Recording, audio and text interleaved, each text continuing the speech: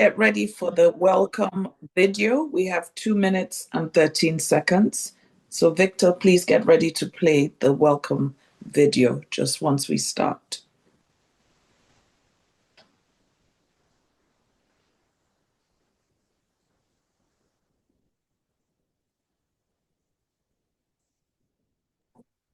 Please send gentle reminders to all your platforms so people can log in.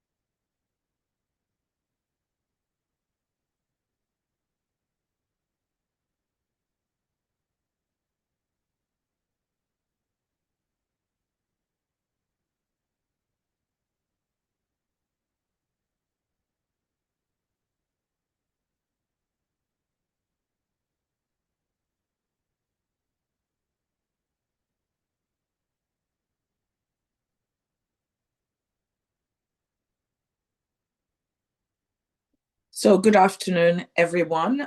We will go ahead and start with our welcome video. Thank you for joining us. Please stay tuned as that is played.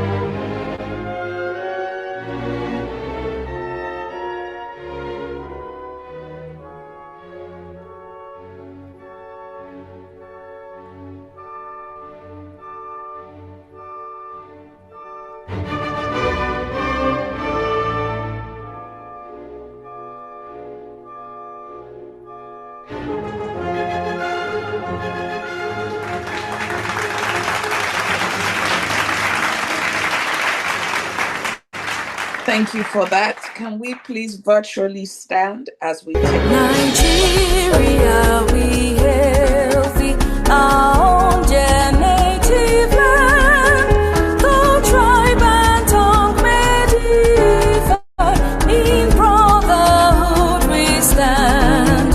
Nigerians all and proud to serve our sovereign motherland. Our flag shall be a symbol that truth and justice reign, in peace or battle honored, and this we count as gain. To hand unto our children a banner without stain. O God of all creation, grant this our one request. Help us to build a nation where no man is oppressed. And so with peace and plenty, Nigeria may be blessed.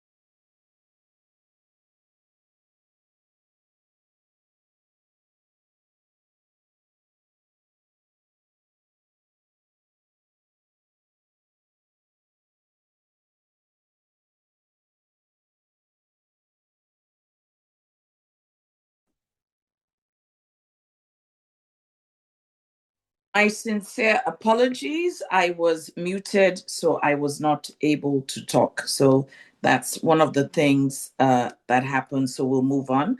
Prior to that, we had an introduction of all members of the SWAT team. My name is Olufunke Fowler Amber, and today I will be just giving you a little warm up. Good afternoon and a very warm welcome to every one of you who has joined us today on Zoom. You took out time out of your Sunday, and that means something extremely special to us. So before anything else, thank you. Welcome to SWAT Talks, the platform where we come together to inform, inspire, and influence. SWAT Talks exist for one reason: to educate, equip, and engage people like you and I with the conversations that matter most, the latest thinking, the emerging trends, the ideas shaping our world, delivered in a way that is accessible, relevant, and rooted right here in our context. We do not just talk about global ideas. We ask, what does this mean to us? What does this mean for Nigeria and Nigerians? And that brings us perfectly to today. Today's conversation sits at the intersection of technology, opportunity, and honest reality. Because the truth is, many of us have heard about artificial intelligence. Many of us have had questions. Some of us have had doubts. Some of us are still not sure if AI is a tool built for people like us in places like this. Today, we face that question directly. Our topic is making AI work in Nigeria, from skepticism to breakthrough. We have an extraordinary keynote speaker and a panel of leading voices who are not just talking about AI in theory. They're living it, they're building with it, and shaping what it looks like on African soil. So settle down, open your minds, and get ready to leave this conversation differently from how you arrived. Once again, welcome to SWOT Talks, and let us begin. And I have the honor of introducing our conveyor, Dr. Olufemi Ogunsanya, who had a vision about putting SWOT Talks together. And she will tell you some very interesting, or share with you some very interesting facts about our wonderful ecosystem. Over to you, Dr. Ogunsanya. Thank you very much, Mrs. Zamba. Very well said. Thank you very much. And good afternoon to our distinguished speakers this afternoon, all those who will be addressing us and educating us and shaping our minds, and our vibrant audience joining us from across Nigeria and around the world. And the first question I'll ask is, if there's anyone on the platform who has ever attended any SWOT Talks event, please type yes in the chat box. There's a prize waiting for the one who's attended, as many as possible. Beside your yes, please type how many sessions or how many editions you have also attended. Watching the video at the beginning, listening to Mrs. Amber, watching the journey so far, the speakers we've had in the past, has made me a bit emotional. We've been at this for 11 years. It's amazing. We missed celebrating our 10th anniversary. And when we had a meeting last night, I said we must celebrate 10 plus 1, which will be this year. And it started September 11 years ago. We've had over 100 stories shared on different topics, as we all saw in the introductory video. So it's my great pleasure to welcome you all to another edition of SWOT Talks, which says stories worth telling. SWOT Talks was born of a deep conviction that the narrative of our nation must not be left to despair, criticism, or unpatriotic pessimism. Instead, we must choose deliberately to shift the tone, one baby step at a time, one conversation at a time, one story at a time. We need to change the narrative. Our stories tend to be very negative, very uncomplimentary, very unpatriotic about our country, Nigeria. And we have achieved, there's so much we need to be proud of. And therefore, we invite people. We believe that Nigeria's story is still being written, and that each of us has a role to play in telling it better, shaping it intentionally, and living it purposefully. At SWOT Talks, we engage trending, transformative topics, as Mrs. Amber has said, not just to talk, but to inspire action, provoke thought, and find a way of sparking solutions. What we're talking about today is both timely and critical. Mrs. Amber has already told us the topic. It challenges us to move beyond fear and hesitation and to begin to see possibilities, local, practical, and impactful. Our platform is not just about ideas, it's about mindset shifts. It's about moving from why it won't work to how it can work. And that's why the very first session we had was Yes, You Can, which was one of our speakers was the late Professor Dr. Christopher Kolade. It was a session whereby we wanted to speak to people to make people know that despite the odds, things can still work in Nigeria. So we want to change mindset shifts and our age range is from secondary school students to 80-year-olds. It cuts across various targets and age groups in Nigeria. And we need to actually internalize a lot of the conversations we're having, reflect on them, and see how we can change this narrative of nothing works in Nigeria to preferring solutions. I'm not the type of person who believes in getting stuck in things not working. My question is always way forward. How can we make things work? And that's what birthed SWOT Talks. And it's always more impactful, more engaging when people actually share their stories rather than just doing presentations that are abstract. And therefore, we always invite our speakers to be storytellers. They are sharing experiences, they are sharing. For yes, you can. People shared how they set up companies, how the company thrives. And yes, despite everything, we've talked about, for example, even relationships, the good, the bad, and the ugly, just to encourage each other that no matter what it is, we can make our relationships work. And life depends on relationships anyway. So today, I encourage all of us to listen with openness, engage with curiosity, and leave here with at least one actionable insight that can move us, that can move our nation forward. My question is always not what your country can do for you, but what you can do for your country. And for the students amongst us, even if you want to become a doctor, a lawyer, what difference do you want to make to the Nigerian narrative when you finish your whatever it is you're studying? If you want to become a doctor, we still haven't resolved the issues of malaria. We still don't have cure. We have so many things we're still grappling with. So our mindset must always be one of preferring solutions. And to me, it gives me a lot of joy. That's what SWOT talks about. So thank you for being part of this journey of rewriting the narrative. You're almost welcome. Thank you. Over to you, Mrs. Amber. Thank you so much, Dr. Gusaya. It's really exciting. I think we are probably the only platform that has that kind of age group, which shows that we come with wisdom and we come with a lot of new ideas. Thank you so much, Dr. Gusaya. I would now like to call on Teniola Ayila. She's a student of Vivian Fowler Memorial College for Girls, who will be giving us a spoken word.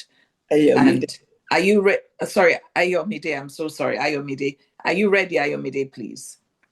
Please Yes. go ahead. Please go ahead. Good afternoon. My name is Ayomide Ayela, a student of Vivian Fowler Memorial College for Girls, and today I'll be reciting a spoken word titled Artificial Intelligence, Nigeria is Rising. The sun shines bright, blazing hot. Children race around courtyards, seasoned with clay-red sand. Elders whisper and dance amongst themselves. A new era is arriving, they say. The strange men flow into the courtyards days later, bearing such unusual and unseen gifts, not of harvest, money, or beautifully decorated pots, but the glimpse of hope Nigeria needs. That hope is artificial intelligence. It is hard for the villagers to accept this at first. They murmur and frown in disagreement. But what they do not realize is AI has the power to quench their thirst for a better agriculture and efficient healthcare, their thirst for a nation where job opportunities flood every street and neighborhood. And soon enough, they begin to see that AI did not just come to stay, but for good. However, like every story, large rocks of challenges were hurdled their way.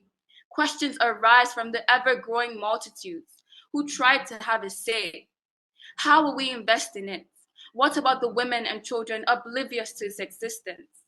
But with determination, the citizens united for one cause. The government achieved their goal of investment without a pause. And with the power of education, the youth succeeded in bridging the widening gap between the old and new. Ladies and gentlemen, This story may sound like the power of magic, but trust me, it is not. It is proof that with hard work and resilience, understanding, an open mindset, and collaboration, this glimpse of hope for a better future can transform an entire nation. So I urge you, join us and hold hands as we walk towards a future where artificial intelligence is a tool used to make Nigeria rise. We will make AI work in Nigeria today. Thank you. Thank you so much, Ayomide. I think we should give her a virtual clap because Ayomide wrote that within an hour. Unfortunately, the student who was supposed to read that word had an emergency. So well done, Ayomide. You give us a bright future of what Nigeria stands to have in the near future. Thank you for that. Beautiful, beautiful. I'm now going to call on Adeyemi and Victor for the Cahoots competition. Over to you, Adeyemi and Victor.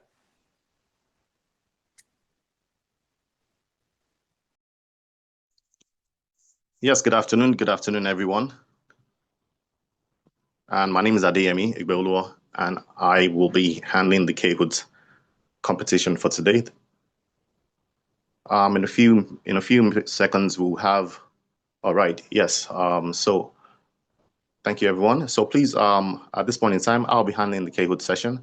I want you all to bring out your phones right now, and you'll be having a code that would come up on the screen shortly.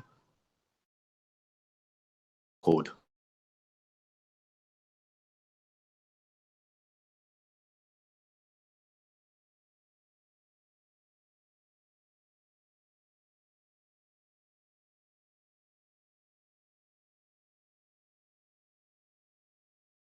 We get out the code for you to answer the questions.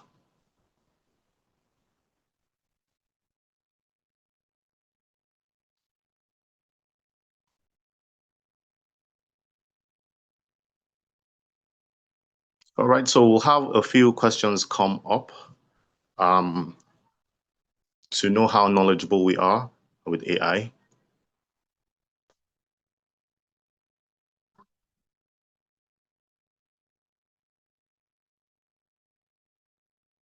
And also how much you've been able to infuse this in our daily lives. So in shortly, we'll have a few questions that come up. All we need you to do is to answer these questions as fast as you can. Let's just look at this as fast as fingers. We're going to have a few questions come up. Please feel free to go ahead and answer the questions.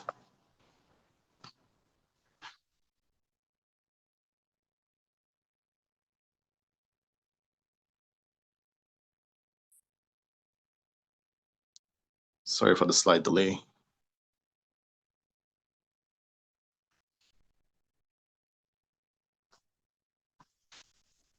Sorry, Adeyemi, somebody is asking for the code. If you could please share again. Code will be displayed on the screen. It'll be displayed on the screen shortly. Thank you.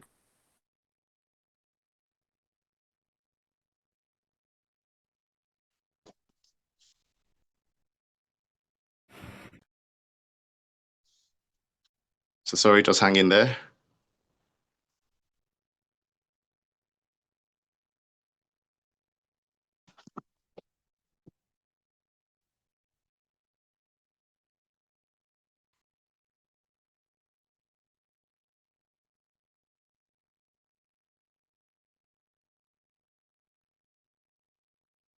All right, while we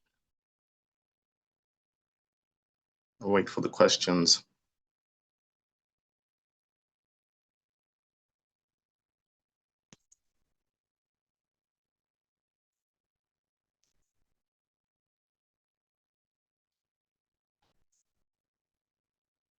So sorry.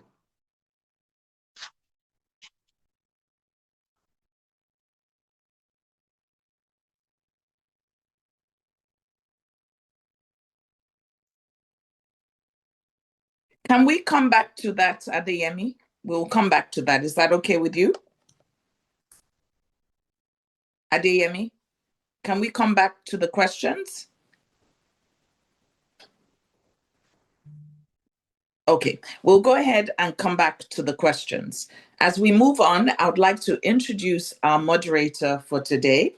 Aderonke Adebajo is a communications executive, media professional, and one of those rare voices who bring both depth and warmth to every conversation she leads. With a background spanning radio, television, and senior corporate communications, she has hosted events and moderated panels for global brands, multinationals, and high profile leaders. She is known for her ability to guide thoughtful dialogue, connect authentically with audiences, and create spaces where conversations truly matter. Please join me in welcoming one of our SWOT Talk members, a dynamic individual in the media industry, Miss Aderonke Adebajo. I hand over to her. Thank you, Ronke.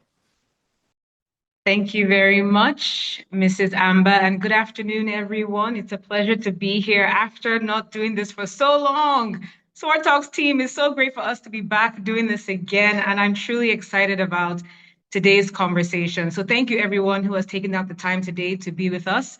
I see some students are watching in groups, so they add to our numbers today, even though we don't see them all on the screen.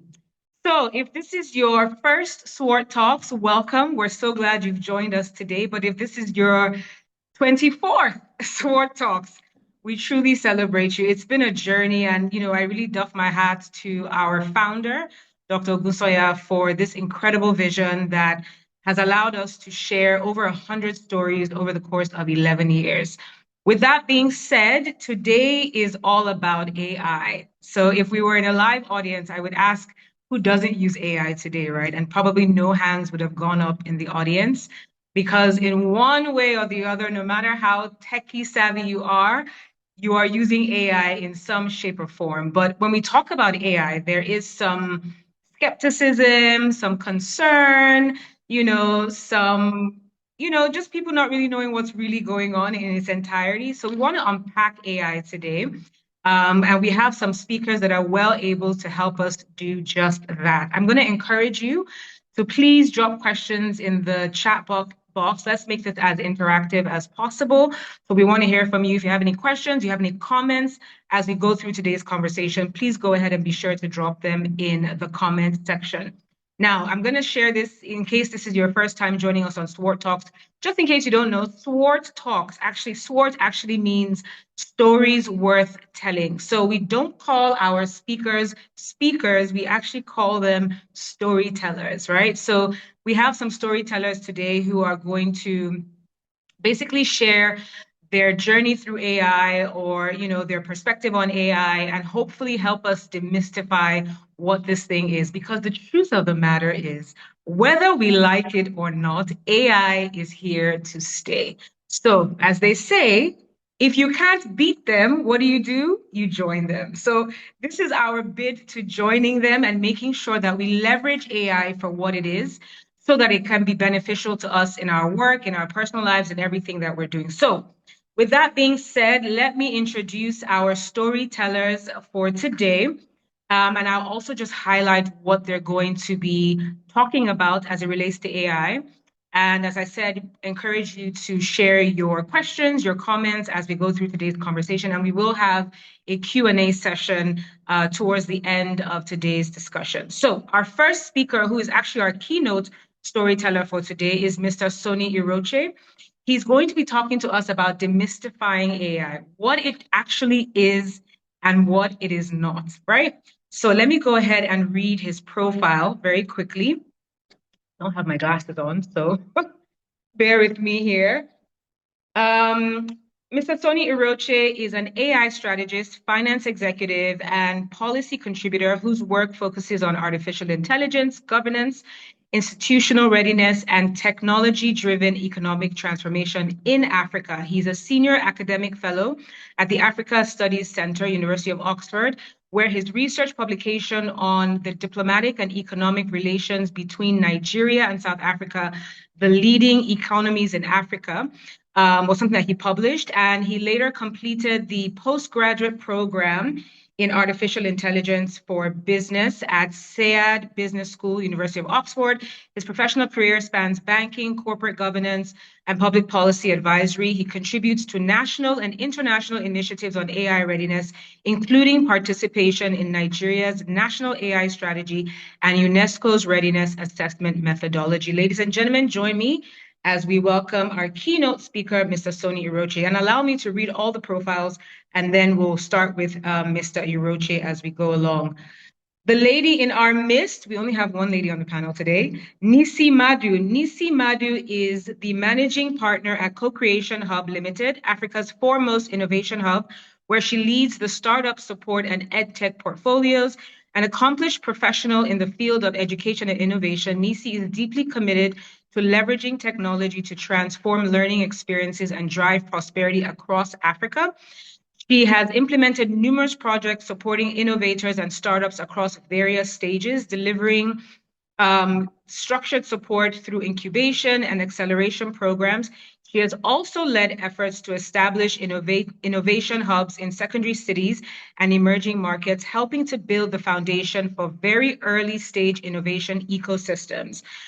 Through this work, she continues to champion inclusive and sustainable innovation, ensuring that talent and solutions can emerge from all corners of Africa. Ladies and gentlemen, join me as we welcome Nisi Madu to the program.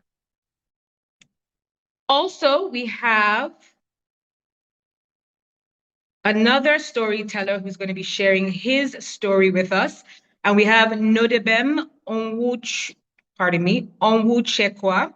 He is a researcher and computer engineer from the University of Massachusetts. At the University of Massachusetts, he researched optical wireless communications and software-defined radio systems. Wow. At the UCAN lab, his work focuses on real-time signal processing, systems integration, and the application of machine learning techniques to wireless communication challenges. His current work involves AI-driven distributed control systems for communication with a focus on enabling real-time decision-making across wireless nodes. He is also exploring agentic AI in the communication space, developing autonomous systems capable of sensing, learning, and adapting to dynamic network conditions without human intervention. Additionally, he applies AI techniques to cybersecurity applications, investigating how machine learning can detect anomalies, secure communication links, and defend against emerging threats in increasingly complex network environments. Very technical and very interesting. We look forward to hearing his story as with everyone's story. And last but certainly not least, we have engineer Aki Bolarinwa. He is a systems engineer and technology professional with nearly 5 decades of experience in the United States, now returning to Nigeria to contribute to skills development and innovation. He began his career in the US as a research engineer working on computer applications in manufacturing processes and early intervention of engineering and computing. He later transitioned into software engineering and spent many years as a consultant across multiple industries. His most recent work roles include serving as a technical leader at organizations such as Delta Airlines, Union Bank of California, and Cigna Healthcare. Recently worked with modeling, learning systems, and artificial intelligence before these technologies even became mainstream. With the emergence of advanced AI platforms such as OpenAI's ChatGPT, the one that we're all very familiar with, and similar tools from Google, he shifted focus from building foundational tools to applying AI as a practical productivity tool. Ladies and gentlemen, join me as we bring up all our speakers one after the other to share with us today their stories and their journey through the use of AI. And hopefully we will all learn. In fact, I know that we will all learn a thing or two that will help us also in our AI journeys. And we're going to start with Mr. Soni Iroche. Welcome to Sworte Talks. Thank you very much, Aderunke. Thank you, Dr. Femi Okusoya, for inviting me to the Sworte talk. And this is my first time.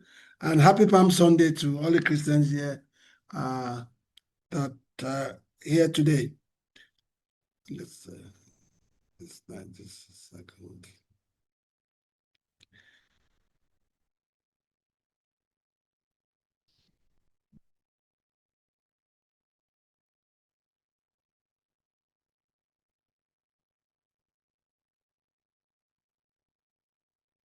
Yes, well, I wasn't properly briefed as a storyteller, so in my traditional way, I had to prepare some slides. So I run over it because I know I have just 20 minutes to talk about AI. We have the table of content. I'll do an introduction to AI and the 4Cs framework for organizational AI readiness, which was developed at the Oxford University, the strategic use cases of AI and the future of work. Then the leading countries in AI, since Nigeria, we're talking about Nigeria, we want to see where we fit in the scheme of things in the AI world. Challenges for Nigeria's AI adoption and making AI work in Nigeria. I've already been introduced, so I passed on the slide.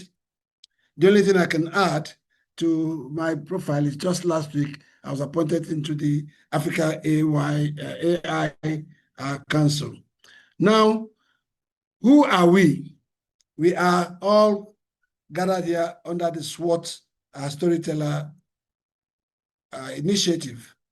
What do we want? We want AI. AI to do what? We don't know. When do we want AI? Now. A lot of people talk about AI. Organizations talk about AI. AI to do what? They don't know because very, very few people have undergone the training in AI. AI, like Aderoke said earlier, isn't new. Really, AI started from the 1930s when a man by the name Alan Turing started talking about when can we mechanize the brain? How can we create machines that would work like the brain? He came up with the Turing machine, etc. Not until 1956, when they had the first AI conference where the name AI was coined by the man we might call the father of AI before the new father of AI, by a man by the name of John McCarthy, who in 1956 at the Dartmouth conference coined the word AI. He had about 1,900 people. And funny enough, it was mainly mathematicians, biologists, psychologists that came together. Then fast forward, AI as we know it today, the generative AI, because if you study computer sciences as far back as the 50s and the 60s, there was AI in machine learning, clearly. There was AI in computer sciences. But not until 2018 when OpenAI started coming with GPT-2 to now create the generative AI that you can all relate to these days. Now, back to the 4C framework. Before you talk about AI in Nigeria, first and foremost, at the corporate level of the corporations and the government, they must be convinced that they want to AI. Hence, UNESCO came out with what I will call the AI readiness assessment methodology for the entire world. The 193 countries of the world signed onto it, and I was in the technical working group for Africa. You have to convince the powers that be. I was at the Microsoft conference once, and we had a role play that assuming 4 of you were ministers, what would you do about AI? I was one of the 4. The others said, oh, I'll do this, I'll increase the power, I'll increase the water, I'll do this, I'll do that. When it got to my turn, I said, the minister cannot help Nigeria in AI. He can do as much. But if the head of state, the government, the president doesn't buy into AI, as an advisor, as a minister, your work will come to naught. The next C is the capabilities. What are the capabilities of running AI? One is compute power. You must have the power of compute. You must also have data. Data is the new oil, is the new crude. If you look at the 10 most capitalized companies in the world, 10 companies that are the most valuable companies in the world, apart from Saudi Aramco, the 9 others are all tech and AI companies led by NVIDIA. NVIDIA is the first company in the world to hit $4 trillion market capitalization in July of last year. And by October 29th of 2025, it hit 5 trillion, the first company ever. Then you now have Microsoft, you have Google, you have Alphabet, and the rest of them. Tencent, Baidu in China. Then imagine the entire African continent, 54 countries in Africa. The collective GDP of Africa is only 3.3 trillion. Remember, NVIDIA has 5 trillion market cap. Now, we are all in Nigeria. Dr. Lusoya and I are on the same page that let us emphasize the positive side of Nigeria and what we can do and leave the naysayers with their negativity. I'm a positive person. How can we do it? Now we've not had power. Incidentally, I was executive director in TCN, a political appointee, not a civil servant. And I saw the rot and the challenges that are there, that unless you privatize and decentralize the transmission side of power, we will not get power. We are still doing 5,000 megawatts of power, whereas one data center needs about 5,000 to 10,000 megawatts of power. You can imagine that. They will need a lot of water, coolant for the servers. Then the culture in the country. Are we naysayers or are we positive people? Do we have STEM scientists, science, technology, engineering, and mathematics? In China and India, STEM cell is like 80% of what people are studying. The ITT, the India Technology colleges, they emphasize STEM. I'm not saying everybody has to be a STEM student, but it's very, very important. Now, then to compliance, do you comply to the ethics and responsible use of artificial intelligence? It is very important. We are going to election year now. You can see a lot of manipulation, a lot of malicious videos that are AI generated. God help us, because a lot of us do not have the ability to fact check. Anything we see on social media, we throw it open there, and you can see people creating bitterness, creating enmity, creating stress and unnecessary bad blood in the country, in the society. We must comply by the ethics that we put in the National AI Strategy Committee, of which I was a member. AI must be used or should be used ethically and responsibly. Next slide. Sorry. Okay, the next slide is just details, so let's run.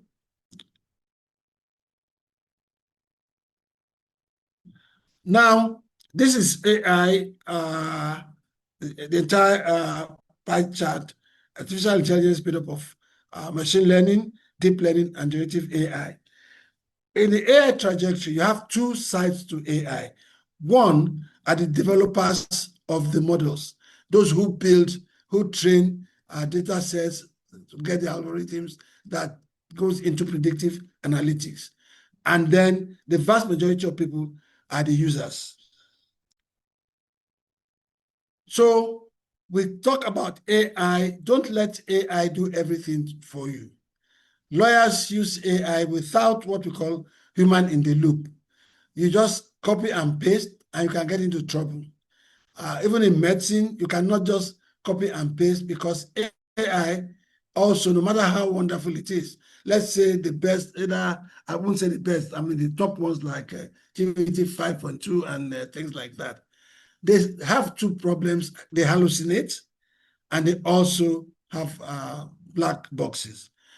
Hallucination is simple. I'll give you an example of the hallucination, AI hallucination. You get into your Uber from Lekki, you say you want to go to, say, Yaba, University of Lagos.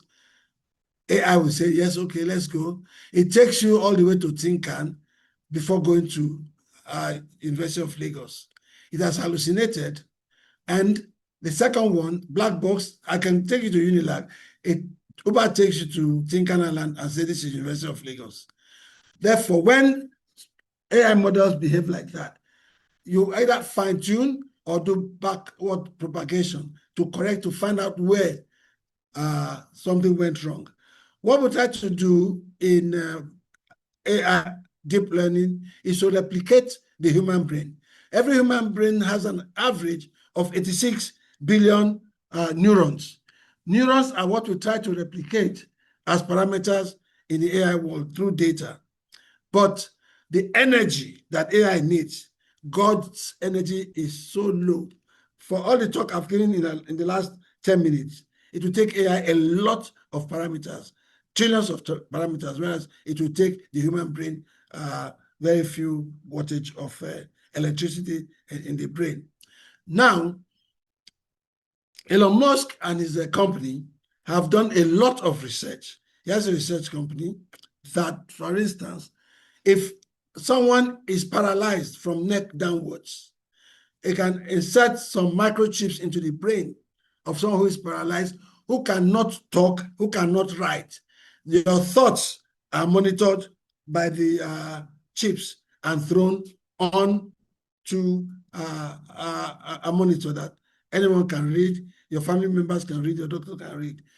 Then some of the discovery in AI, I'll give a few examples. AlphaFold, as a biological scientist, I did zoology in my first degree. To fold protein before AlphaFold would take like a decade, 10 years.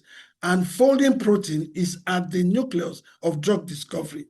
Then, with AlphaFold by DeepMind, which is a subsidiary of Google, protein can be folded within a matter of hours.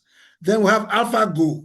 The game Go is played by Koreans, and AI defeated the world champion, Sadol, because he took a step that he was not trained in. So we start thinking that, wait a minute, maybe AI has a mind of its own. I'm just skipping this thing so that I keep to the 20 minutes time. So there are so many things. There's also, I would say to we Africans, we Nigerians, that there is now a cure for sickle cell anemia. What we Igbos call Obanje and we Yorubas call Apiku. In fact, Wole Soyinka wrote a poem on Apiku. In vain your bangles cast, charm circles at my feet. I am Apiku, calling for the first and repeated time. Must I wait for goats and cowries, for palm oil and the sprinkle ash? Yams do not sprout in amulets to earth Apiku's limb. A child has SS, you take the child to Babalawo and it doesn't work. Probability of survival of an Apiku is 25%. So if the child survives the 25%, they say Babalawo has worked. No, it is SS. When two ASs get married, probability of getting an SS is 25%. And the treatment, I'm not talking of bone marrow transplant, I'm talking about medication that cures sickle cell anemia. It's on the NHS in the UK. When I teach artificial intelligence or when I speak to skeptics, I tell them, bring out your Grok, bring out your ChatGPT, bring out your DeepSeek and cross-check. Now, in AI, we also have what we call open source and closed source.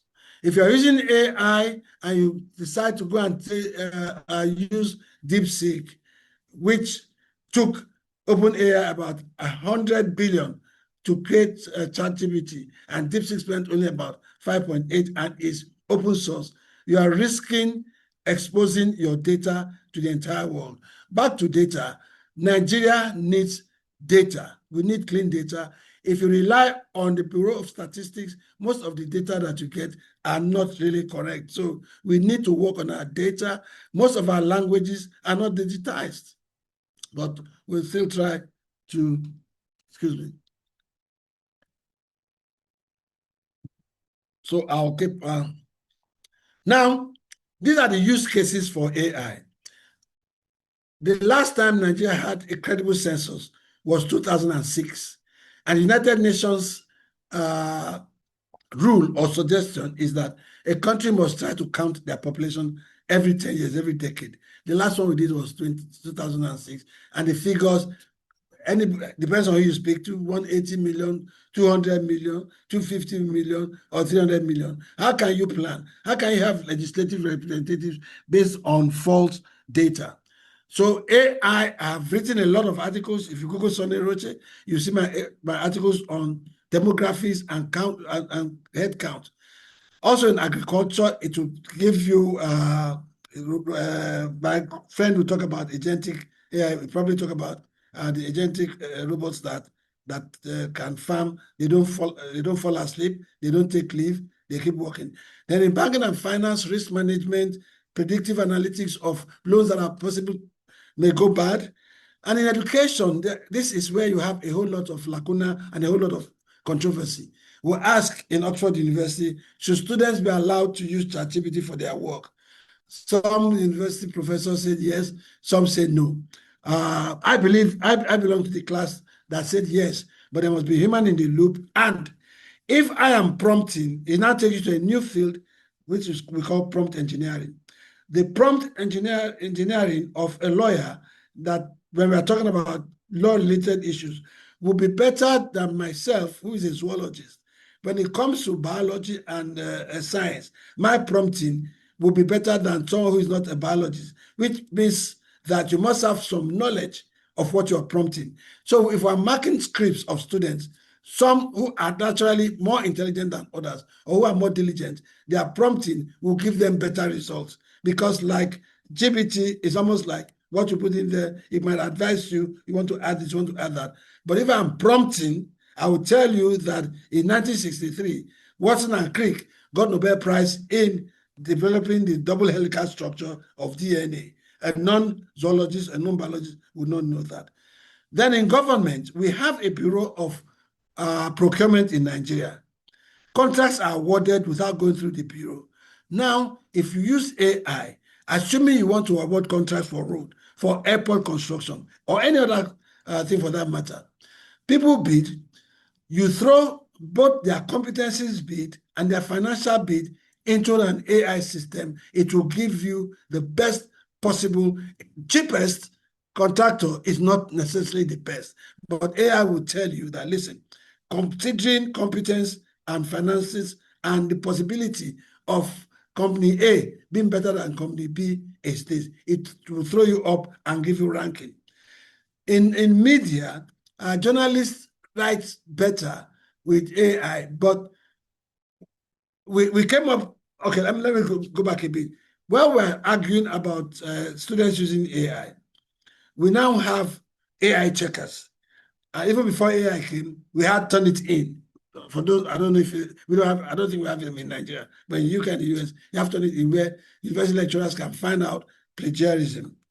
But now in AI now, some people now developed, a group of students now developed, do not let my professor know that I use AI. Humanize, make it human. So where do you start? Our grandchildren are going to be AI natives. Those who criticize AI, they say it will make people lazy, just like it made modern women lazy who use a microwave. This is rhetorics. Some grandmothers cook with firewood, some mothers cook with kerosene, some cooked with a gas cooker, some electric cooker. So the world is changing, and AI has come to disrupt everything that we know. And that healthcare is very positive. Like a gun, like a knife, it depends on the user. AI inherently is not evil.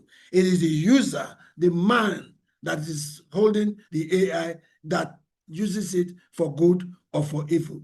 AI has polarity. It can be used for good. It can be used for evil. Therefore, we insist that people should use it for good. Mineral exploration, that is seismics. There's what we call dry hole in geology, when you're exploring for oil, like Shell, ExxonMobil, and the rest of them, Seplat. But with AI, it will give you precision. This is where you can find oil and quantify the barrels of oil that you have there. Plus, a margin of error is there. In insurance, AI is there. In military, that's also my constituency because I was a military instructor in India. That was my first job. And the war between Ukraine and Russia has been described long time as the algorithm war. Now, the one that is happening right now, the Iran and US and Israel, is nothing but AI. We have what we call the unmanned aerial services. They have universities in Oklahoma. A lot of them just train drones, and you don't need kamikazes. In World War II, young Japanese suicide kamikazes, when they said their last prayers before boarding the fighter jet and crash the fighter jet there and lose their lives.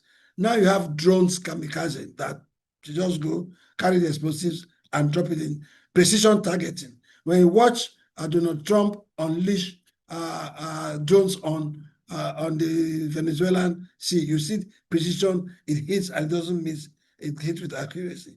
Telecom, you have it.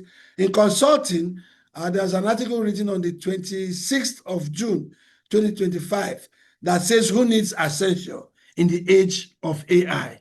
Essential being a generic name for any consultant.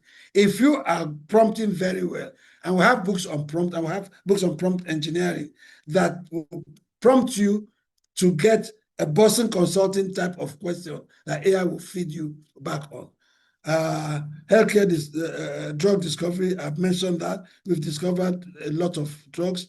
There is one that was named after my mother, Sybil. Sybil, we didn't know the meaning of my mother's name until I personally ran into AI, Sybil drug. Sybil is a Greek goddess, or was a Greek goddess, called Sibylla. It had the power to predict, a goddess of prediction. So Sybil AI 2 can predict like 10 years of anyone getting lung cancer, whether you're a smoker or you're a non-smoker, it doesn't matter. Anybody can get it. Now, there's also an AI tool called Sleep FM, FM like Foxtrot Michael, Sleep. They put these chips in your brain while you're asleep. It will diagnose the possibility of you getting 130 diseases from your sleep pattern. You can check that out. It's called Sleep FM. So that is the goodness of AI. So I want to hone into the positive side of AI. And I run an AI company, and we have two mantras. AI or die is our first mantra. Die is not a physical death. It's the kind of death of BlackBerry telephone, of Nokia, of most of the companies that we know in Nigeria. I'll not mention names like I mentioned international companies that died because they failed to change and to innovate. Then the other one we have, some women challenge me on that, but I believe women are beautiful. I have a beautiful mother. I had a beautiful mother, a beautiful wife. So we say AI is not a girl, but AI is beautiful. The beauty of AI are the positive use cases that I've given to you. Now, thank you very much for listening to me. I cannot discuss AI in 20 minutes. So I hope I've kept to time and expect questions and comments as we go on. Thank you very much, and God bless you. Thank you very much, Mr. Iroche. I think with these few points of yours, you have convinced us that AI is a lot more complex than we realize, and that we have a long way to go. But I think there are lots of exciting opportunities based on everything that you've shared, particularly for us as a nation. I think there's a lot of opportunity. I think there's a lot of opportunity to really grow our data positively and really create a narrative even for our nation. So thank you very much. I think you've given us a lot to think about, and we appreciate you sharing your presentation. All right, we're going to move swiftly. Please keep your comments coming and your questions in the comments of the chat box. I'm going to move very quickly now to Nisi Madu. Nisi is going to be talking to us about AI as our co-pilot, supercharging creativity, learning, and innovation, and how we can use AI. You know, there's that ad many of you have probably come across on YouTube that says, if AI is the only thing if ChatGPT is the only AI you know, then you haven't even started. And I'm sure many of us are guilty of that. So hopefully Nisi can tell us how else we can start to use AI in our day-to-day. So Nisi, over to you. Thanks a lot, Adironke. Good evening, everyone. It's an absolute pleasure to be here. I hope everyone can hear me clearly. See, Yes, we Adironke. can. Okay, brilliant. I saw you were a bit freezing. I wasn't so sure. Great. It's really exciting to be here. And coming after Mr. Richard, thank you so much for providing that background. I think a lot of the things that I will be talking about and I will be sharing, rides on a lot of the foundation that Mr. Richard has shared. And I'll be taking the storytelling approach, so I do not have slides, but I will be sharing, from my experience, from my work, what I think is important when it has to do with AI as a co-pilot, but particularly around supercharging creativity, learning, and innovation, and why that is important for us as a country and as a continent. And so for me, my everyday is primarily focused on how can we leverage technology and innovation to drive prosperity on the continent? And that's through the work that we do at Co-Creation Hub Africa. So Co-Creation Hub is a platform focused on ensuring that innovation and technology can truly work for us on the continent and leading to prosperity. And what this prosperity looks like essentially is improved livelihoods, is quality education, is quality healthcare. And part of the reason why, this is very important, even for me as a person, is I've always been very passionate about technology and what it can create and what it can do, even beyond artificial intelligence, right, as we have it now. But then also very, very passionate about the human potential. And it was very interesting to, in Mr. Richard's talk, hearing him talk about, yes, AI on its own is great, but the only way that we can truly get value from it is having that human, element within that.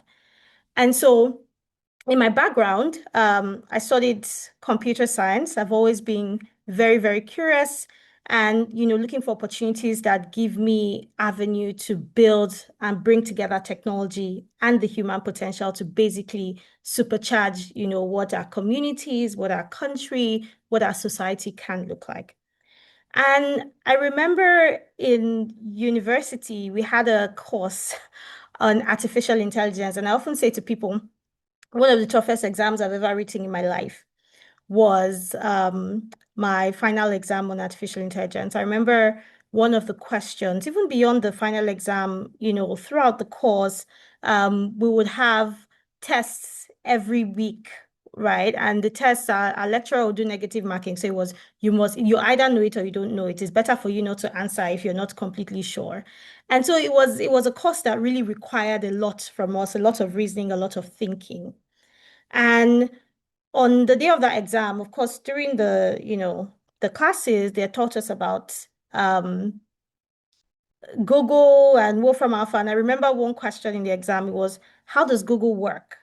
And how is Google different from Wolfram Alpha? Now, we all know Google, the search engine, you put in, a question, it gives you a range of different content and element that you can, search on, or you can research on to get your answer. But then there was this particular platform called Wolfram Alpha, which was a platform that it enabled you to do, calculations. So when you put in a particular calculation or a particular, formula or a math problem, it won't just give you access to, websites where people had attempted to solve it. It would solve it for you, almost similar to what you have with Gen AI at the moment. And so that was the introduction into artificial intelligence and learning about it for me and thinking very deeply about what it means and what it can create. And now, in all of this, there's one key point that I want to highlight very strongly, especially as we start to think about artificial intelligence, what it provides, the opportunity that it has, is curiosity and rigor in our thinking. Now, what do I mean? So, when you're younger, I'm sure, and for those of us who also have children, we know that children ask millions and millions of questions. But for some very interesting reason, it seems like as we grew and as we go through the education system, it sort of suppressed that part of us of asking questions. It's like, why are you asking questions? This is it, right? I don't know how many of us growing up, when you say, or when perhaps they tell you something and you say, why? And then they give you the response, why has a long tail and two branches? I don't know how many of us ever got that response. And so it got us to the point where it was basically absorbing whatever knowledge has been provided and taking it as this is absolute. There's no need to question. And what it created was a point where we started to lose that essence of truly understanding the knowledge and how to apply it to solve problems. And one key thing that I want to highlight from this is that in this age of AI, whether it has to do with you using it as a co-pilot to supercharge your own creativity, your own learning, your own innovation abilities, or in, building things, leveraging this to solve problems, we have to bring back that curiosity and that rigor in thinking that makes us inherently human. And so I know we have a lot of, secondary school students here. And it was interesting to also hear Mr. Sworte talk about this debate when it has to do with AI in education and the question around, will it make our students lazy? Will it will it reduce the amount of effort that people put in actually learning? The truth is that to truly be able to, get the best out of AI and out of all of these tools is that we have to apply that rigor in thinking. We have to apply that curiosity. We have to make sure that it's there. And it is that gives us the ability to start to ensure that we're able to generate value from that. Now, going to the second point, in my work every day, one of the key things that I do is working with innovators. And this is innovators across Africa who are identifying various problems and are looking to leverage technology and innovation to solve these problems sustainably. And looking across, all of the different solutions that are being built, especially when it has to do with education or learning. In portfolio over the past 3 years, I've worked with over 80 plus edtech companies on the continent, building really amazing solutions. And we find that one of the biggest areas where artificial intelligence can play a role in supercharging learning or supercharging education is around personalization. So something called personalized adaptive learning. And I'll paint a picture why this is important. It's a picture that I often paint when I talk to people around education, technology, and why it's important. So when we talk about a prosperous Africa, one of the key things that is important for a prosperous Africa is you can't have a prosperous economy if you don't have a productive economy, right? Now, for you to have a productive economy, it means that you need a hugely talented workforce producing, creating. And one of the vehicles through which you can empower that talented or skilled workforce is education and your education systems and, the rigor of these education systems, essentially. Now, oftentimes you hear people talk a lot about, Africa's teeming youth population, and the fact that this teeming youth population is a huge resource that can truly unlock prosperity for us on the continent. However, it also poses a challenge because when you start to look at the systems and the structures that we have in place, we start to ask ourselves that critical question. Can these systems truly create that talented and empowered workforce that we need to truly deliver the future that we know that Africa has or that Nigeria has? And now oftentimes you look at situations where in our classrooms, you have really, really huge teacher-student ratios, right? Probably 1 to 50, 70, one teacher to 50, 70, 80 children. And by the time you start to think about what a personalized adaptive learning can do, essentially is saying, if a teacher is in a class with 80 children or 80 students, every student learns differently. Every single human being learns differently. Imagine that these students had access to a tool that enables them, or that basically understands how they learn, understands the gap in their learning, and is able to adjust accordingly as they engage. And now that's where we see the most opportunity. Now, there are a lot of pushback that we've heard, which is, oh, there's even belly power, there's even, there aren't digital literacy skills. And so even if we're going to introduce that, there really isn't much value that it can provide. But the truth is that we need to even get to a point where we start to use it. And there's so many examples, from our day-to-day and from the work that I do, where we've seen it work, where we've seen that introduction of AI work. And this is particularly around this personalized and adaptive learning. And there are a range of different use cases, and I'll share some of it. For instance, we piloted a solution in Nasarawa and Kano State, where it wasn't a solution directly connecting to learners now. It was for teachers. And we're saying, look, teachers need to create lesson plans. They need to, and they have a lot of students in their class. They need to make sure that they're able to deliver learning at each point where the student is at. And what this tool was enabling teachers to be able to do was to create lesson plans much quicker, yes, but in such a way that it takes into consideration the different levels of capabilities or learning needs of students in their classes. And so it ensured that their lesson plans were able to deliver more tailored, more aligned learnings to the students in the classroom. There have also been examples of, solutions that is doing the same thing, not just on an app, but via WhatsApp, in Nigeria, across Kenya. And the teachers, because, they're used to using WhatsApp every day, it's easier to engage with it at that point, and it delivers a lot of, value for them. There have also been examples of something called assessment-informed instruction that also says, okay, you know what? How about, we did the tool that enables, teachers to do assessments, and not just do assessments where saying this child scored, 10 over 20 or 20 over 50, and that's it. It's basically really analyzing each child's assessment and saying, here's the gap of students in your class, and here's what it is you can introduce, and how your solutions, your learning plans can be tailored. Put the students into a group, give them this particular lesson.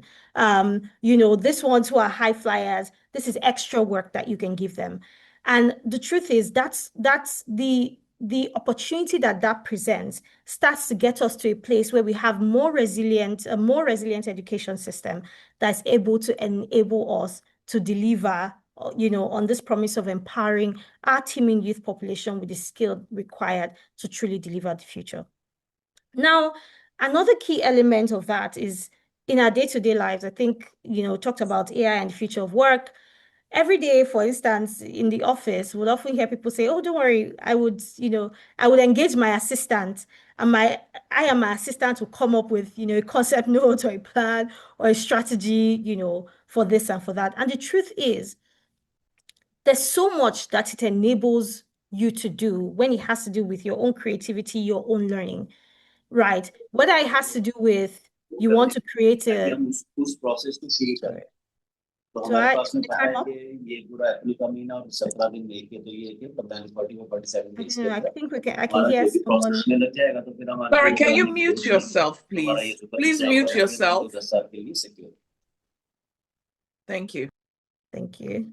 Okay, great. So I was saying, the example I was giving, for instance, with me and, day-to-day work, which is you're trying to come up with an idea, and it's probably, scattered in different places. And your ability you have a clear understanding based on your experience, based on, what it is, that you're trying to create. And then you go and prompt any of the various Gen AI tools and say, look, here's what I'm trying to create. Can you, I'll give you an example. There was a point where I was trying to work on a concept note that I wanted to guide a particular team to create a tool. It's a technology tool that's to enable excitement learning games for kids, essentially. And I said, what would it look like if one was to create a Lego-like solution for, learning games in Nigeria. And essentially, I gave it a number of key elements I needed to take, into consideration. And it created a list of plans for me. And I kept prompting it until it had something that I could then give to the team to say, hi guys, can we go ahead, and try to implement this, optimize it, create a work plan and all of that. And so the truth essentially is that there's so much that it can do for us. However, it still goes back to one, rigor in thinking, curiosity, and truly being able to constantly prompt it to ensure that it's able to give us the best value. Now, finally, in terms of key areas that we should be concerned about, and I think, Mr. Richard talked about it. Often when we talk about, AI, especially when it has to do with introducing it, in classrooms or for our young learners, for students, there are a number of things there that we need to pay attention to. One is around, of course, the safety and ethics of it. If at the point, even with Google, I remember, I think, was it an aunt one time saying to me, oh, I'd seen this particular thing online that was false news. And I'm like, why do you think it's correct? She's like, well, I Googled it and I saw it on Google. If we had that even without AI, how much more now when we have, even more realistic, deep fakes and all of that. So there's definitely the concern about how do we use it and apply it ethically. But there's also the question of data, and is one of the biggest, would I say, issues or concerns when it has to do with the application of AI, particularly within our context, is that how do we make sure that whatever it generates in response to prompts, whether by our teachers, by our learners, by students, is actually relevant and relatable and applicable, right? And so there's still significant amount of work that has to be done with not just, I won't say generating, because I know that this data is available, is about how do we make sure that it's in the format that can basically feed and train these models to ensure that it's contextualized and fit for our use within our context. And how do we also ensure that in the way and manner in which we do this, that we own this data and it's not just exposed to, whoever or even this bigger tech companies having access to it. There's all of that concern, right? There's also another level of concern in terms of literacy, digital literacy skills, AI literacy skills as well, for the wider population. Because to Mr. Rich's point, if you look at those 4 C's, there's a point around culture. And the culture has a lot to do with mindset and the skills. One, the mindset and perception that there's value in these tools when aligned to our context to deliver on, better systems, deliver better results. But then also culture in the sense that they understand and have the skills to be able to use it effectively. And so there are a ton of different, programs around digital literacy, AI literacy, but increasingly it's also important that, this is distilled not just to young people in urban areas, but then even those, in rural areas as well, and distilled in such a way and manner that it is easy for them to understand. Might not be, and in the kind of examples that I see in my work, it's not necessarily for just, the AI or Gen AI tools that big tech has, but then we have a lot of innovators in Nigeria who are building AI-enabled solutions that make it easier, that reduce the learning curve, right? And make it easier for a number of people to engage with these tools and to be able to deliver value within their context. Just finally from me is that at the end of the day, when it has to do with AI as a co-pilot, there are key things. One, curiosity and rigor on thinking is important. It's the base and the foundation essentially for being able to get a lot more value out of it. From the prompt engineering example that Mr. Ritchie mentioned. I remember seeing a very interesting news article where they said the humanities is back, in business, in the sense that the tech boom sort of made it look like everybody had to be in tech if you were going to be successful or if you were going to make it. But now a lot of these big tech companies are hiring psychologists, or people who have a background in psychology or trained in the humanities, essentially, to start to create prompts, right, for AI, to train it to think in certain ways, to train it basically to have, to take into consideration the social, emotional aspect of being humans, so that all of those sort of wrappers are taken into consideration when it's prompted to deliver insights across a range of different areas. And basically what that said to me is that there's still that importance in thinking. And so not outsourcing our thinking to the tool, but there's a lot of rigor that we also need to apply. And then and only then would we be able to get that value. The second point is personalization is the sector, or the area rather, that gives us significant value when it has to do with AI for creativity, for learning, for innovation. And the excitement about this is that AI can give us personalized adaptive learning at scale, at the scale at which we need to, empower young people, empower the workforce to, basically to empower them with the skills required to create that future. And there's so many examples of how this personalization can be applied to truly deliver that value. And the last part essentially is that there's so much that we still need to do around data, around making sure that it's applied ethically. But all in all, we do have a lot of innovators who are building on the continent, who are ensuring that these solutions are contextualized and can lead to significant value for us. And so essentially, wherever you are, whether you're a student, my charge is it's an exciting tool. There's so much that you can create. And so let's get excited about what it can do, particularly contextualized to solving our unique problems on the continent and in the country. And if you're not looking to create a tool and you're just looking to use it, in your day-to-day life, there's so much that it can do. And we should basically not be too skeptical and be curious. Thanks. Thank you very much, Nisi. Very insightful story / advice / recommendations in your talk. Thank you so much.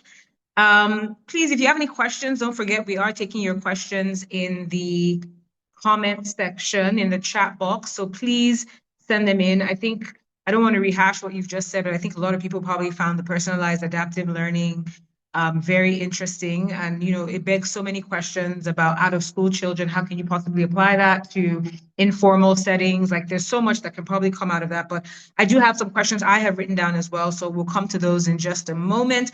But let's move very quickly. I'm going to ask our next two speakers to please try to keep the time. I will come on and prompt you a little bit if you do go over time, just so that we can still take some questions at the end.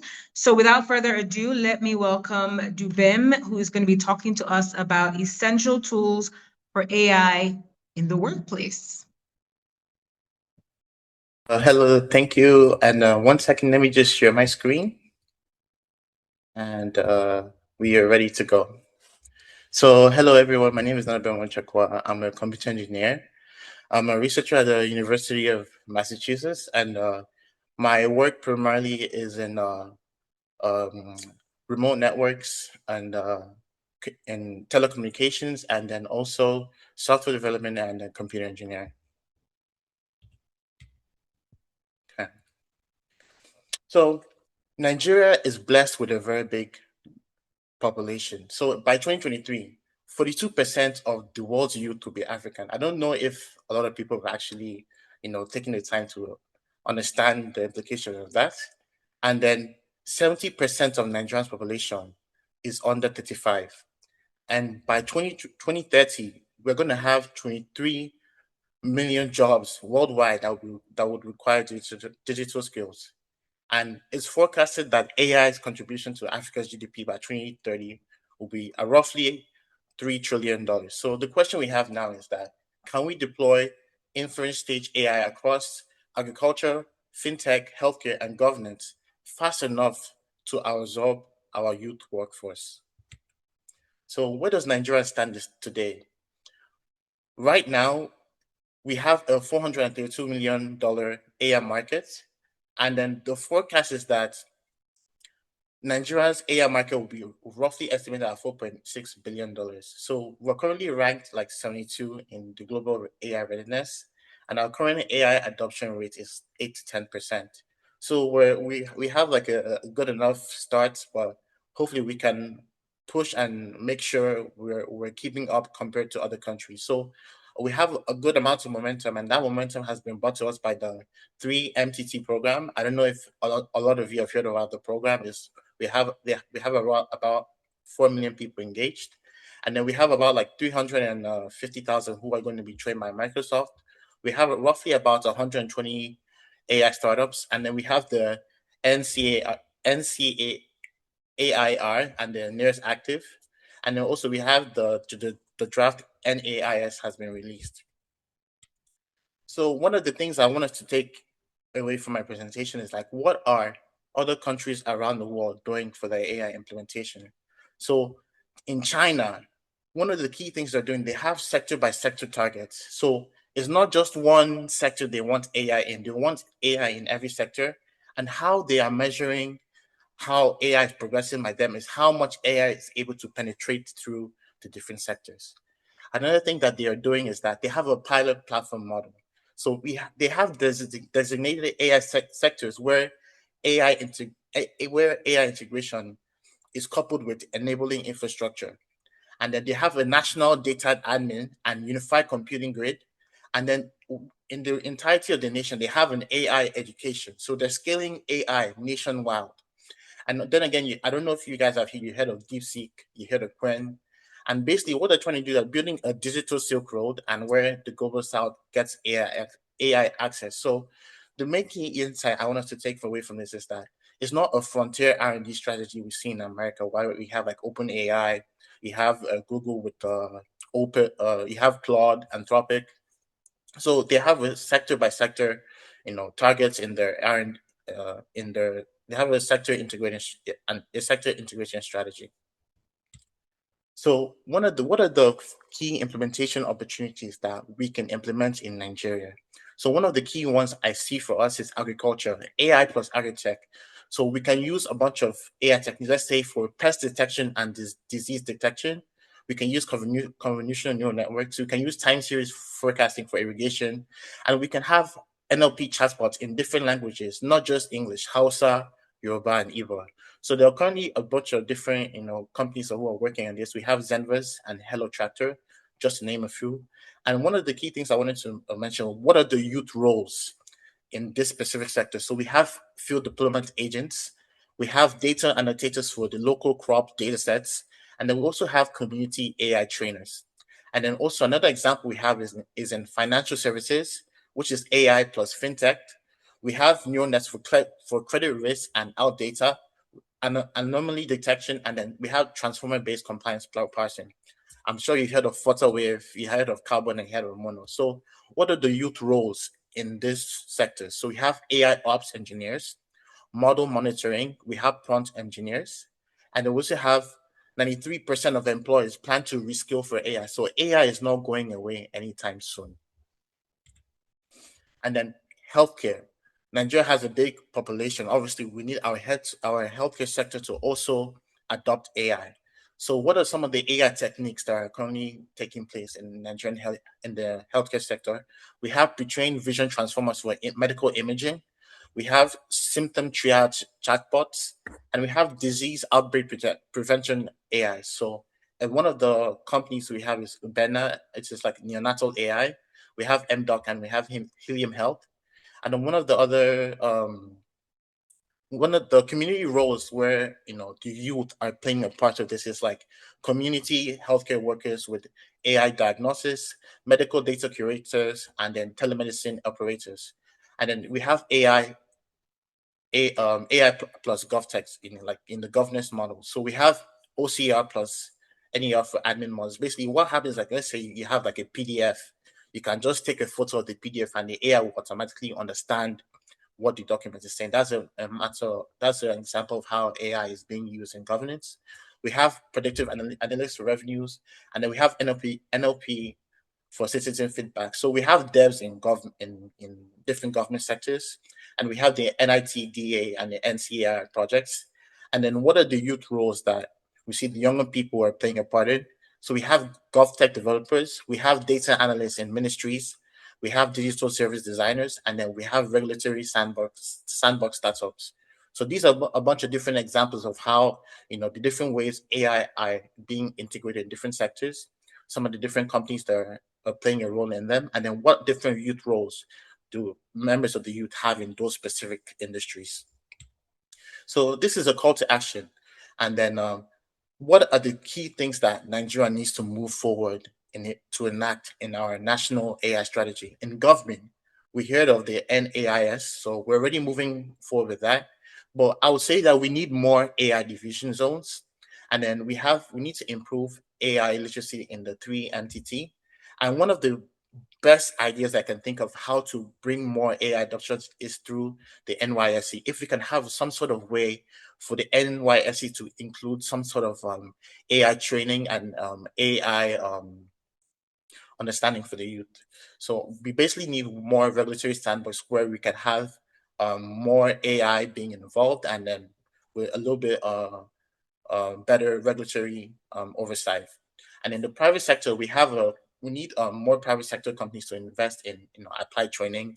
We want them to evaluate open models such as DeepSeek Quen. We heard of Llama for Meta, for example, and we need more and more apprenticeship programs.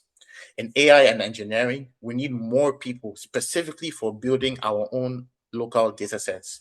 And then again, we need inference optimization and edge deployment. And then we need quantization and distillation, which is basically making sure the AI models can run more efficiently on our deployed hardware. And then on the international side, we need to shift to co-development partnership. It's not just where we don't have a say in terms of what we want the models to look like, or if whether or not we're going to have our own data sovereignty. And then we also need compute infrastructure investment. So not just we run the AI model in Nigeria, but meanwhile the data center is somewhere around the world. We don't have our own data centers to run our own AI models. And then we need to multiply the Microsoft template where Microsoft was training a bunch of Nigerian engineers. So there's a lot more work to be done in terms of, strengthening the Nigerian AI division.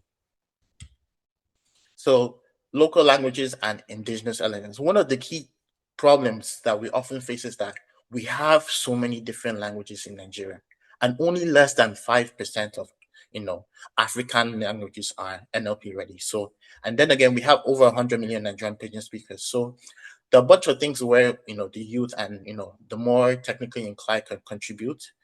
We have the N-Atlas V1, which is like Nigeria's first indigenous LLM. It's basically built off of Llama 3, 8 billion, and it has 400 million tokens, and it has 4 languages covered. There's the Google WAXAL, so it has it's like a audio model. It has like approximately over 10,000 hours of speech data. So this is mostly conversational, like people talking back and forth to each other, so the AI can understand it. And then we have a Mashakane, which is a Pan-African NLP community. So it's basically a bunch of different, researchers in the African community contributing their own different languages. And we also have a Sabiyan, which is like a 125 million parameter model. So it's basically a Nigerian tune model, and it performs bigger models on Nigerian tasks. So the main thing that I want us to take away from this slide is that if the AI is only speaking English, then the AI is not for all of Nigeria. So we need to make sure that we improve the coverage of the different languages in Nigeria, and also making sure that we have adequate data sets where all of these languages can be represented. So one of the things I wanted to, tell the audience is so what are the key tools? If you don't have any AI experience, how can you go and learn? What are the websites you can go to get up to speed? So the main one that I want everyone to understand is Hugging Face. I don't know if any of you that do software development, you heard of GitHub. But in terms of AI and machine learning and deep learning, Hugging Face is like the GitHub of AI. So you can find it's like a shopping store for different AI models. Whether you're doing OCR, you want a vision model, you want an audio model, you want an NLP model. Hugging Face is the place for you to get whatever model you're looking for. in terms of how do you go about running, let's say you want to deploy your own AI model on your laptop. You can use Llama CPP, which is basically a local inference where you can run your own AI model on your own computer. You can use your CPU or GPU, and then it uses C++ for the backend. And then you have Ollama. So Ollama is like, let's say you want to deploy your own open AI. You have your model you want to run, and then Ollama is the way you can run your own local models on your own computer. And then let's say your company, like you're a private enterprise, you want to run your own open source model, or you want to run an already trained model out of the box on your own local hardware. You can use VLM and SGLang for production inference, and you can serve it to your different employees. So this is basically when you want to scale beyond like your own desktop laptop or your own desktop or laptop. So all of these tools are free and open source, and a lot of them run on consumer hardware. So if you familiarize yourself with just all these 4 websites, you're already ahead of the curve. So fine-tuning and data annotation. So how fine-tuning is basically how you fine-tune the different AI models for different work. So let's say you want to, you have your own like desktop at home. You can use Onslaught for fine-tuning on your own GPU. Let's say you have your Pidgin English data set. You can go to Onslaught and fine-tune a pre-trained model. And then this is a very good entry point for Nigeria, especially as we want to improve like our data set collection, and we want our own indigenous models. We can use Llama Factory, and Axelora is also a pretty good one. And then you have a TRL by Hugging Face. And then for data annotation, how we want to collect our own data. We want our own Nigerian languages. We want the chatbot be able to speak Pidgin, Hausa, Yoruba, Igbo. So how do you go about doing that? You want to use Label Studio. So it can handle different forms of data: text, audio, image, video, and then you can host it on your laptop for the more technically inclined. And you can use Agrilla for more LLM focus. Like let's say your it's quite similar to if you want to set up a model like OpenAI does. And then if you're doing computer vision, you can use CVAT, and then for active learning, there's Prodigy. And yeah, so these are different ways for the more technically inclined to get up to speed. And let's say if you want to go from 0 to 100%, having your own full deployment at your workspace or at your company, these are tools that you can use for that. So how do we go about building local language data set, the pipeline? So the main thing, especially for us in Nigeria, there's so many different languages. So we need to Nodeben, digitalize. just in the interest of time, sorry, I'm just going to jump in. We're really pressed for time at this point. Time. Okay. So I don't know if you can wrap it up in a minute or so, just so that we can, I'll because we wrap it still up. have one more speaker. Yeah. Okay, so the main thing I want to take away is it's quite easy for us to build our own indigenous data sets. We just need to collect, annotate, format, and fine-tune and deploy. And then we can upload it to Hugging Face and it's stored there forever. And then you can use Google Colab for free GPU. So the time to your first model is 1 to 2 weeks with a small team. And then just for a small personal example, for me, I was doing a bunch of research work in optical wireless communication. And how did I use AI in my workplace? So we built a bunch of software in Python scripting, and we used a bunch of AI code generation, so which basically allowed us to accelerate the framework prototyping. So what took days became hours, and then we used a bunch of machine learning algorithms for channel estimation and BR. Basically, what let's say I'm sure a lot of Nigerians are aware of MTN. This basically what MTN is doing in the back end. So AI was able to help us accelerate it, and make it our lives as the researchers way more time efficient.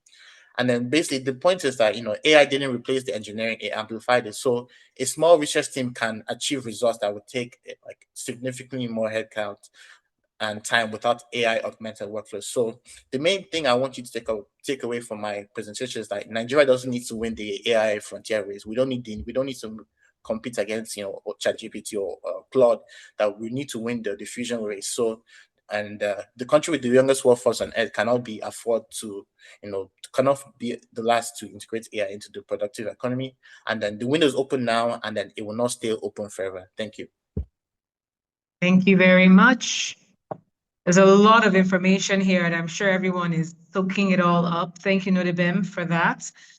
Just before, and we're really out of time, unfortunately, so we might have to go over by just a few moments. But before we do that, and before I bring on Engineer Bolarinwa, we have someone in our midst who would like to quickly say one or two words. Otto Orodan. Can we bring him on?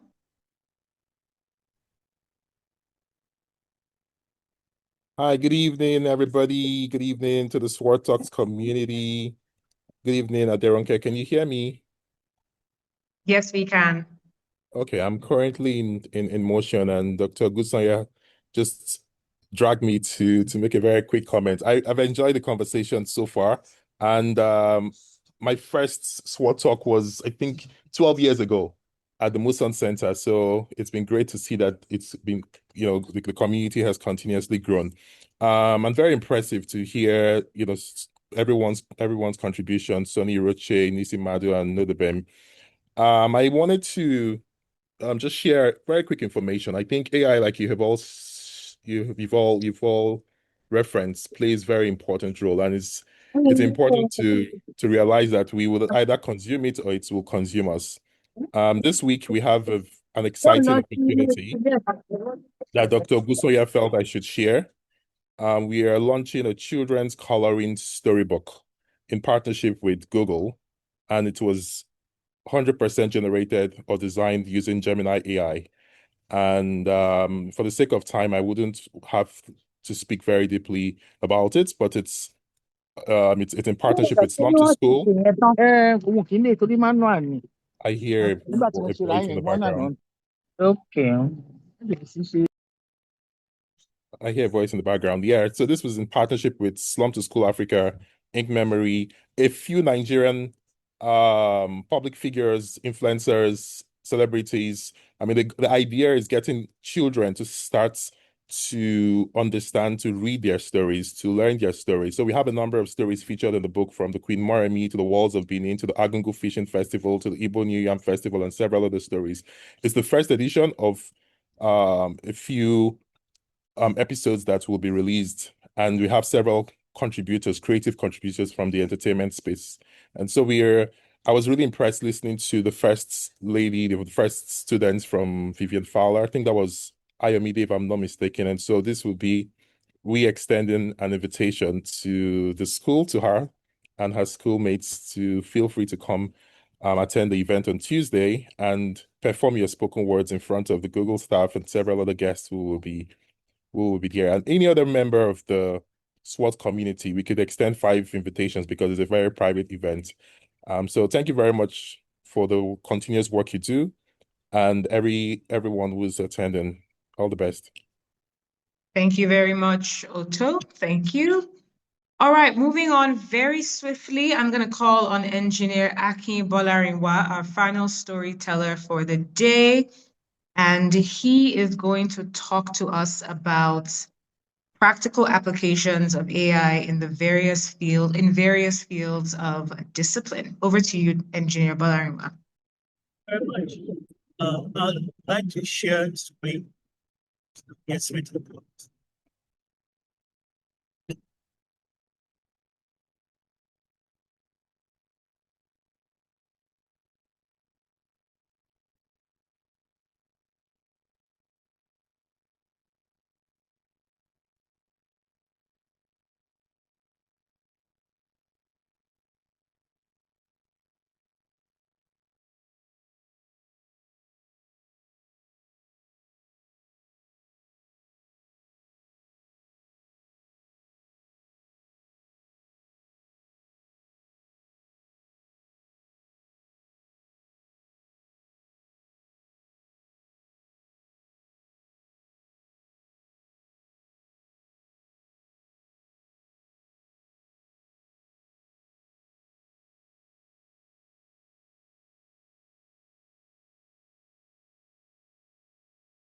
There's no audio. Can we get the technical team to help us check?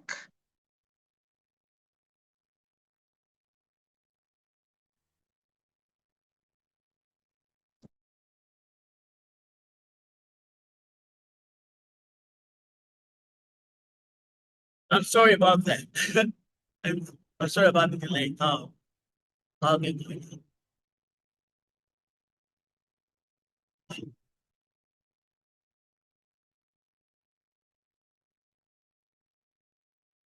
Okay, we can hear you now. You can go ahead, Engineer Balariwa. Thank you very much. Can you hear me now? Can you see my screen? Yes, we can hear you and we can see your screen. Hey.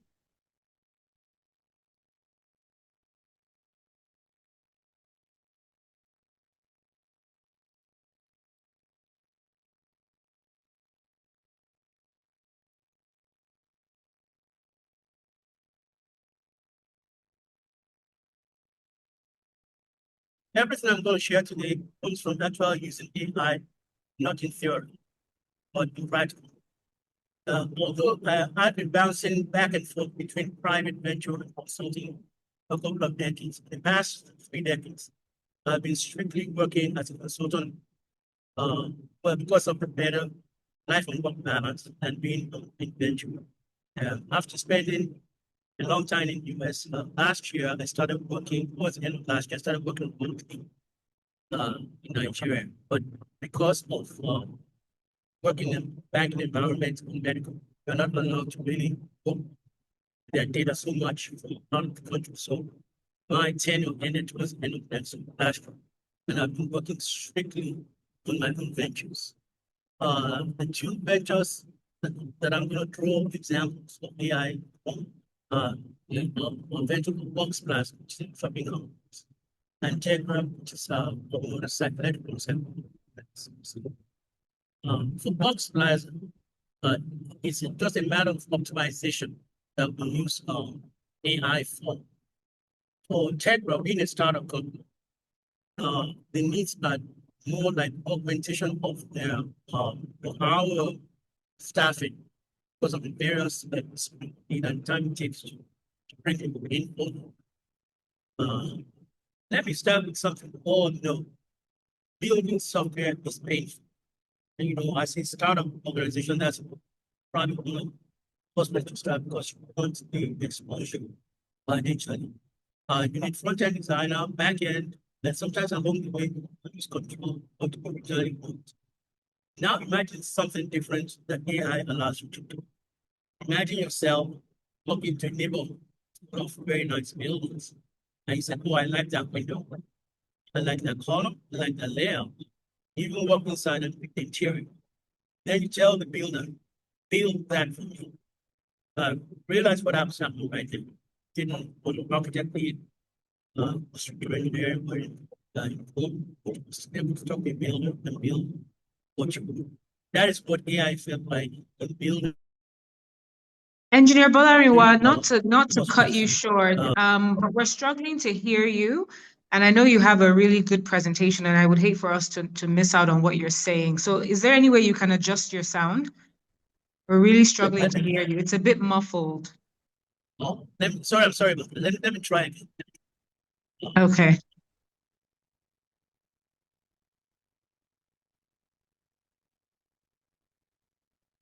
If I speak louder without help, can you hear me now if I speak louder?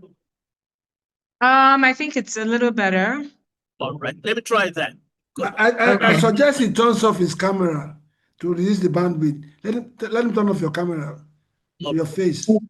Let's see. Okay. If you can turn off your camera, okay. But have I done? Is that better now? Yeah, I think so. I think so. I'll try and speak up. I apologize. I use WebEx a lot on the job, so never use Zoom for presentation. So I have a little bit of a challenge, and just bear with me. I should be able to get through.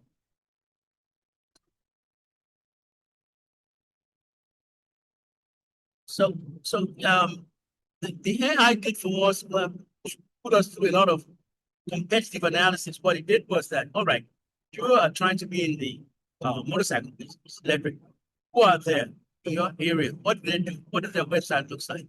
And based on that, we're able to pick, all right, we like this aesthetics. We like this, the electronic e-commerce of this one. Like the help desk of this one. And based on that prompt with the AI, were able to generate a website. Personally, the website we generated one of the best. I've been working on it. It's one of the best because of the ease of ramp up. The little difficulty that we have in getting working and the functionality, and also the future different.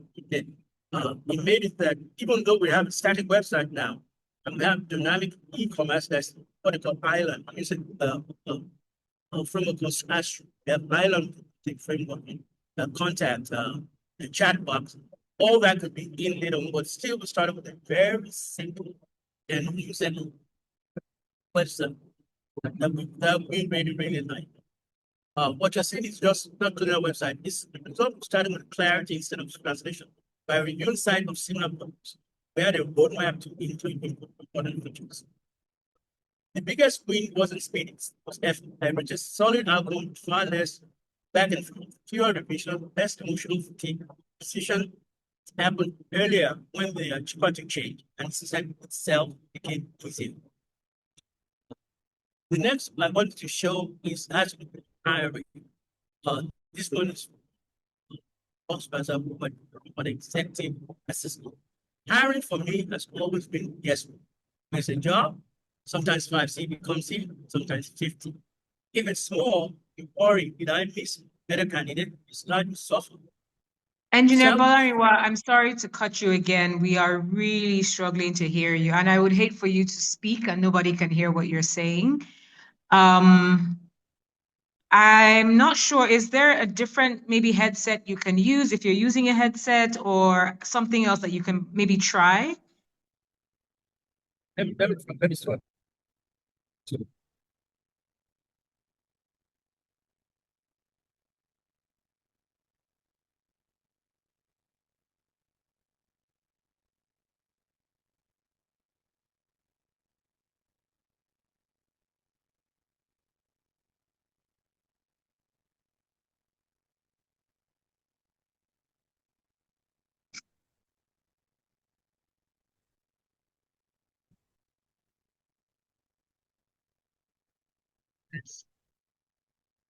Do you hear me now? And there's a bit of an echo. Right? Oh, there's an echo now. So when you speak, we hear your voice echo. Technical challenge.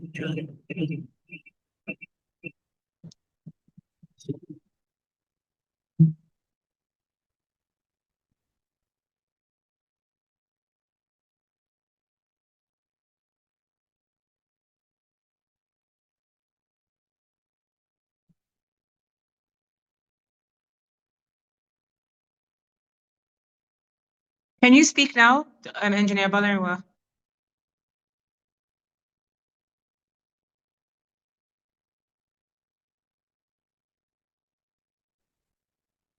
Ronke, can I suggest we share his slides and maybe at another time so we can move on? Sure. Okay. Unfortunately, we're struggling to hear Engineer Bolariwa, and we would hate to just have him speaking when we know nobody can hear him. So please bear with us. And Engineer Bolariwa, we'll share your slides with the community after the event. So anyone who would like his slides, please make sure that you reach out to us. You can drop your email address to one of us privately on the chat, or you can email us as well, and we'll be happy to share his slides with you, just in the interest of time, so that we can keep the momentum going. Apologies for that. We've come to the end, therefore, of all our presentations today.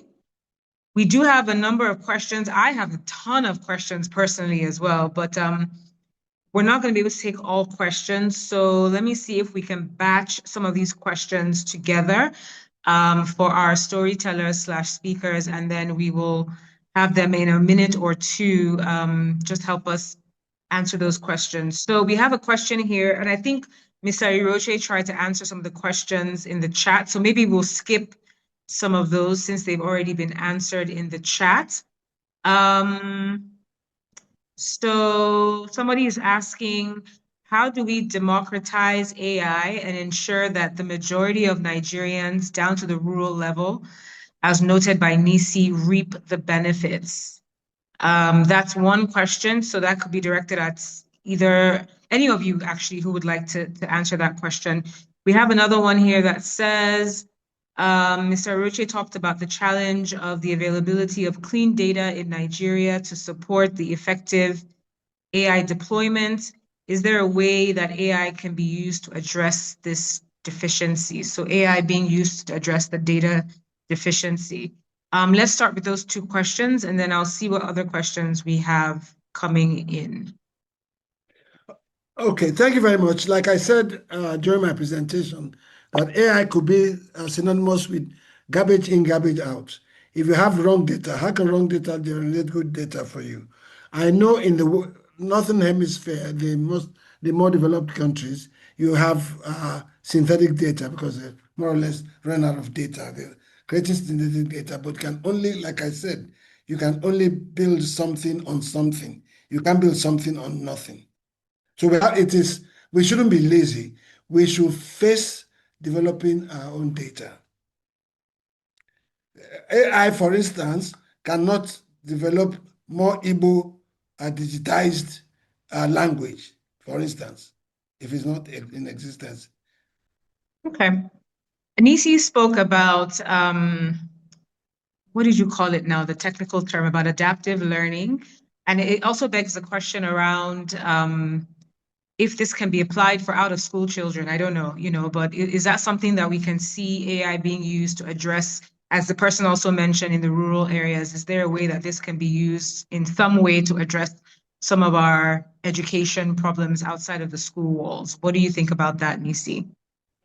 Absolutely. Thanks, Adironke, for the question. Yes, it is possible to do that. Just two answers to that question. One, in terms of addressing using it for learning for out of school children. Yes, we have various use cases like that are being piloted to see to what degree it delivers value and what it would take to scale it. So yes, that is possible. Again, there are a number of things that need to be taken into consideration as it has to do with deploying any technology in those sort of settings. That still applies to it.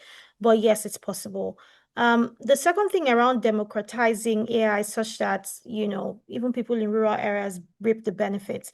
I think even beyond learning, there's a lot of value in contextualizing it to address our unique problems, right? So it's not just in the format of the Gen AI that we know. There's so many various models that you can build wrappers around to address different issues or solutions. For instance, we've seen solutions that enable, telemedicine is still AI backed, especially in rural areas where they don't have a lot of doctors.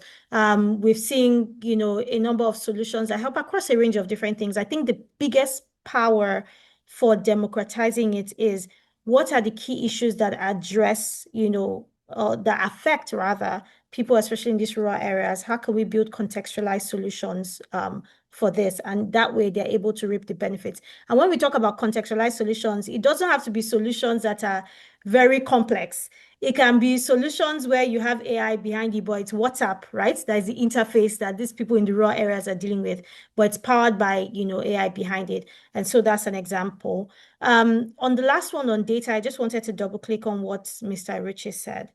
We do have to, create our own data sets. I think that there's one of the key things that we've been exploring, for instance, at CC Hub is around there are certain areas where data exists. This data belongs to certain people. How do we create an opportunity for access to this data to use to train models in an ethical way? So sort of enabling data sharing, cleaning up those data sets and it being available for us to train our own models to be able to, deliver our own solutions. So it does require hard work. It does require thinking. It does require some sort of regulatory framework. And we need to do that work and have that, frame of mind. Thank you, Nisi. I think I'm going to throw a question at Nodebim. There's a lot to unpack, but when we talk about Nigeria being ready for the AI, and pardon me, I'm not an AI expert, so pardon my phrasing on some of these questions, but and if they sound silly, bear with me as well. I think we're all here to learn. But I think when we talk about Nigeria being ready, we've spoken about the language side of things, we've spoken about all these different areas. what about infrastructure? You know, the majority of us, all of us on this call are like the 1% of the 1%, right? When we talk about AI in different languages, the people that we're trying to serve in that regard, are they even on the internet, right? So when we talk about infrastructure as well, just even down to adopting the internet, 5G, 4G, all of these things, you know, device availability and accessibility and all these different challenges that we face. Mr. Eroche spoke about, you know, data centers and the requirements for data centers. I mean, we don't have electricity in Nigeria, so what are we even talking about, right? So when we put all of that together, would you say Nigeria is truly ready for that AI revolution? And are we, I don't want to say are we kidding ourselves because we're not, but what would you say to that, Nodibem, just from your experience and your research and all of that?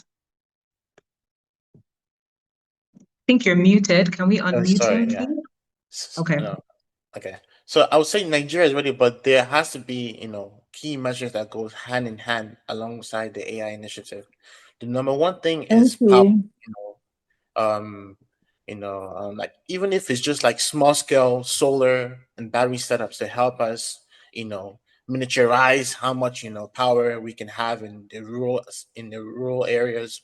You know, we might not have the ability to, you know, put up like a big, you Oh know, my gosh. 500 gigawatt data Put center, them on. you know. So I'll say we can Oh start yeah. small, you know. Solar and battery setups are a good way for us to enable us to, you know, um, especially in the rural areas, deploy AI there. And then also the other one we need is compute. You know, I don't know if any of you have heard of like how what the AI runs on. Basically, we have a couple of options. You know, we can either get NVIDIA GPUs.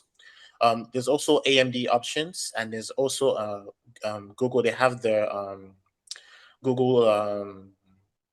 They have their own TPUs. Basically, they use to run Gemini. So we have a couple of different, you know, hardware vendors we can reach out to, and we can work hand in hand to them to figure out, okay, we don't need to go, you know, we're not trying to match America, you know, in terms of how much power requirements that we're going to look for, but we can start small and then couple it with, you know, decentralized solar and battery setups to, you know, get us, you know, for the initial, you know, setup and to get us going. Fantastic. Because yes, we Adora, definitely can I don't say want to. something, if you don't mind? Yes, I was going to throw it to you, Mr. Roche. Please go ahead. Well said, but you know, there must be coordinated data center. If I'm generating data from Abia State to get a proper population, and there's someone else in another state is trying to balloon their population, so there'll be confusion. You know, it will not sync. It will still give you biased data, as we are complaining today, that data and algorithms are being developed by white male. So if I'm doing mine in southeast and your Ronke is doing hers in southwest, it will not synchronize. So what we should do really, we can leapfrog. I mean, because this is the conversation we hold in a lot of AI international seminar. We could leapfrog Africa, and the way we got MTN and some international telcos here. We can also seek help and make sure that there's a succession plan for Nigerians to do it, because AI is different, because you know very well, you're a machine learner, right? Mm. AI is at scale. So if you Yes, have any wrong data fed there, the scale will be there, and it's so quick, it's so fast, it's it's so I think in the strategy, Nigerian national AI strategy, we talked about all this. We tried to see how we can get it right. So what we are doing, MTN has done a tier three data center. We are trying to encourage more people. My company will talk with some Chinese group to try and see if we can create data centers. Now, what you are trying to allude to actually now, we don't have to do LLMs. We can do SLM, we can do small language models and just start selling them. Yeah. Like some of my staff say they send their computers and their cell phone to centers where they have small generator to charge overnight because they don't have generators. So maybe we'll learn to have data centers where we can hire little things in our different areas. But the Nigerian data center should also coordinate. Yeah. Thank you very much. I'm just going to wrap it up with a question, rapid fire question for all our speakers, including Engineer Bolariwa, who wasn't able to share, unfortunately, his presentation. When we think about moving forward with AI in Nigeria, one thing you think either the government, individuals, corporations, or institutions should be focusing on right now, the one thing on your mind that's the most important thing right now. Rapid fire, one thing. Me, I would say we need more, power, electricity, like stable electricity. Yeah. Yeah, thank you. Who would like to go next? I go next. I would ask Bola Tinubu, Peter Obi, Atiku Abubakar, or anybody who is running for presidency, what is your stand on AI? What do you know about AI? Do you want to be president of this young AI disruptive technology? Can they hack it? Do they understand it? Or would they sell us off as AI slaves? Another perspective. Thank you. Nisi or Engineer Bolariwa, whoever wants to go next. Can you hear me now? Yes. Can you hear me? I Yes. use the phone instead of the desktop because I had problem with the desktop.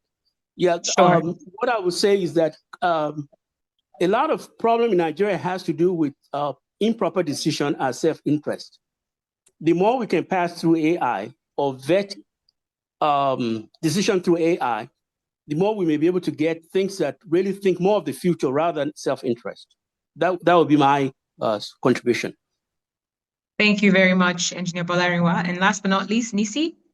Thank you. I think for me, it will be AI literacy. Well, two things. One, AI literacy, for the population. I think this is not just on the government side, it's private organizations, it's, schools, everyone, just making sure that we can democratize that across board. And I think added to that is being able to see more contextualized AI solutions beyond what we know with big tech right now, that actually address key, issues across a range of different sectors within our country.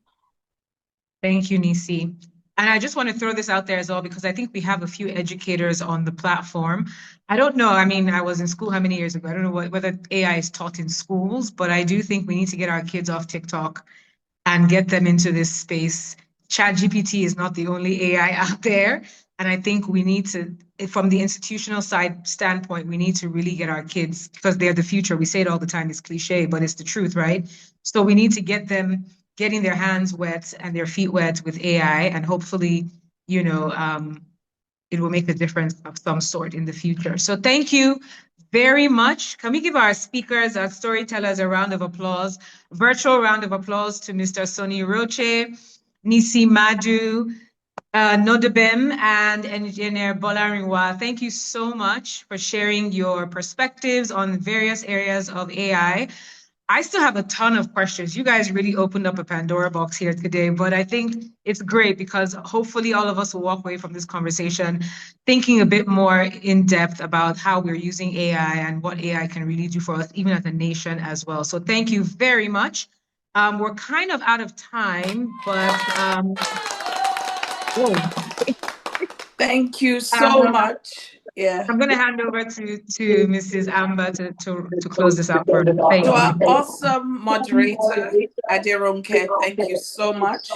We definitely opened a Pandora box, but I can assure you that we would leave a lot more excited about AI and understanding that AI is not just a basic tool, but it's going to empower us and build our nation even greater. So thank you, Aderonke. Phenomenal session. I would like to call on Mrs. Adefisayo. As you know, we have a diverse group of members on our SWAT team. Just to introduce Mrs. Adefisayo. Folashade Adefisayo was the Commissioner for Education in Lagos State, Nigeria, during the first tenure of Babajide Sanwo-Olu's administration. She has nearly 40 years working experience spanning in banking, operations, organizational restructuring, human resource management, international trade. And she started her career as a banker. I just had to put that in so that you understand how diverse and how passionate all members of SWAT teams are about changing the narrative, the negative narrative of Nigeria by telling our stories. So, Ms. Sade Fisayo, please join us as we present the plaques to our wonderful guests who have just made us a lot more educated on this topic. And for me, especially, it's really improved my growth mindset as to me understanding that we have to be continuous learners. So over to you, Mrs. Adefusaya. Well, good evening, everyone, and what a wonderful day it has been. I don't know, I thought I knew a bit about AI, but I realized I know very little. So I must say thank you to the wonderful storytellers who have ignited a spark, like someone said, a Pandora's box, a spark in someone like me to go and learn even more. My task is very simple, is to say a big thank you to everybody who has been part of this evening. To say thank you, first of all, to the background team that was working on all this, and of course to our wonderful storytellers. Let me start with Mr. Iruche. Thank you very much, Mr. Iruche.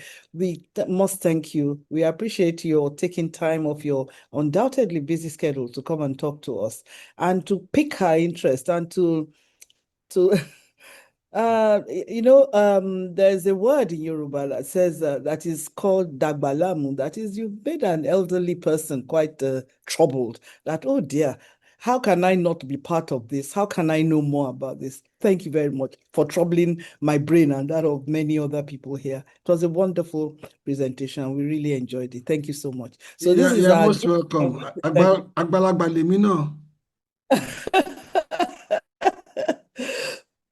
So we're going to send the physical plaque to you, but this is just the virtual one. Thank God for AI and so on. We can send the virtual plaque. Thank you very much. Eshigoni. So next we have another storyteller who we have to say a big thank you to. Please, can I change the photograph on this? Can I go for the next speaker? Yes. Oh, the next storyteller. Nisi, thank you very, very much. It was good to hear you. I mean, I like I said, I thought I knew a little bit, but today I learned so much. There are so many words I've written down that I have to go and investigate myself. So thank you for building interest. Thank you. And the interesting thing about all our storytellers is they made it quite simple. So it wasn't so technical that we wouldn't understand it. Thank you very much for coming to our level, speaking to us and getting us to understand that we have no choice, really. It's not a question of do we like it or do we not. It's here to stay. We have no choice. You have to invest in it. And so what's the best way to do that? Thank you so much, Nisi. Thank you very much, Mrs. Adifsa. It's a pleasure. Thank you. So if I can have the next person. Aha.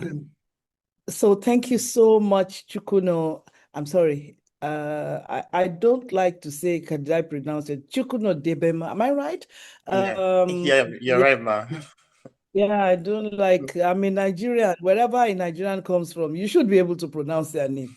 That's my policy. So thank you very, very much for talking to us. When I heard MIT, and so I was quite nervous that, hey, will he be talking at our level? But here you were able to bring it down to the understanding of someone like me and to get us to understand that there are so many things. People like me always think in terms of ChatGPT, maybe we go for Claude, a bit of Gemini, but that's about, but to learn that there's just so much. Thank you very much. You awakened our interest, and we will not forget this presentation at all. Thank you so, so much. Thank you. I can have the next person, the last one. Dr. Bolariwa. Oh, Dr. Bolariwa. Thank you so much. I saw your slides, so I knew what was coming. So you can imagine how I felt about the technology and how most of us felt about us not hearing you well. We know the kind of person you are. We know the quality of work that you would have given us. So I must say thank you on behalf of all members of the team. Thank you for joining us. And thank you for staying to the end. Thank you for being gracious. And despite the fact that we had to stop the presentation because we couldn't hear.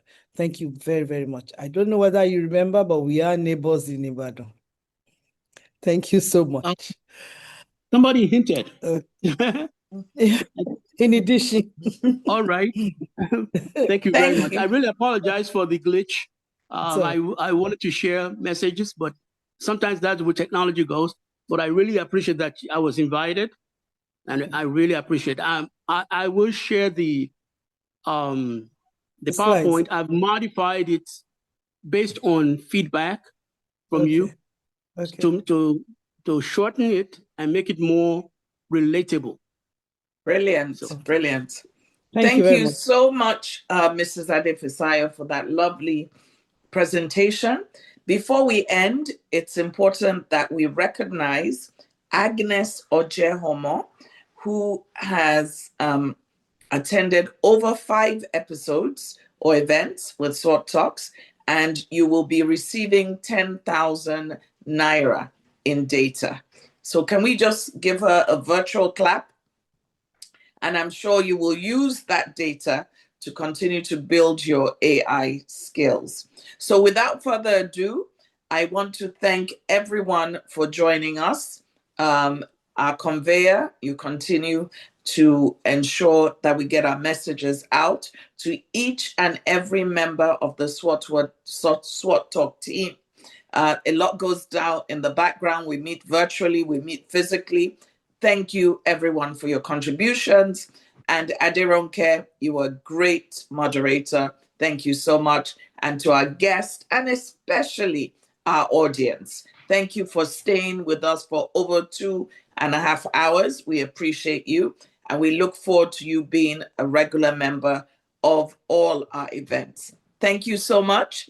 And if we don't have anything else from our conveyor, we'll go ahead and end the call. Thank you so much, and God bless you all. Thank you.